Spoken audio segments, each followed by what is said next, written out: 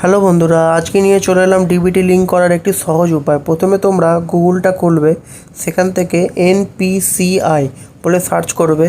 NPCI search করার পরে প্রথমে যে ড্যাশবোর্ডটা খুলবে, এনপিসিআই উপরে এটা তোমরা ক্লিক করে ঢুকে যাবে। তারপরে ভিতরে যাওয়ার পরে উপর দিকে দেখবে কাস্টমার বলে লেখা আছে, সেটাকে ক্লিক করবে। ক্লিক করার পরে দেখবে ভারত শেডিং আধার বলে লেখা আছে, সেটাকে ক্লিক করবে।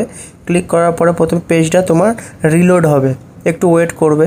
তারপরে উপর দিকে বাঁদিকে উপর দিকে দেখবে আধার সিডিং বলে লেখা আছে, সেখানে ক্লিক করবে। সেখানে ক্লিক করার পরে দেখবে এন্টার ইওর আধার নাম্বার। তোমরা আধার নাম্বার যার করবে সেটাকে প্রথমে ক্লিক করবে। তারপরে দেখবে সিডিং আর ডিলিং বলে অপশান আছে, সিডিংটায় ক্লিক করবে।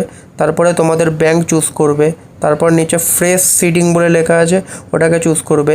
অ্যাকাউন্ট নাম্বার দেবে, তারপর কনফার্ম অ্যাকাউন্ট নাম্বার দেবে। তারপর যে ছোট্ট বক্সটি আছে সেটাকে তোমরা ক্লিক করে দেবে।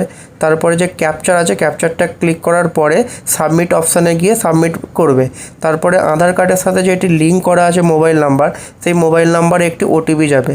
ব্যাস, ওটিপিটা দিলেই তাহলেই তোমার হয়ে গেল ম্যাপিং এনপিসিআই।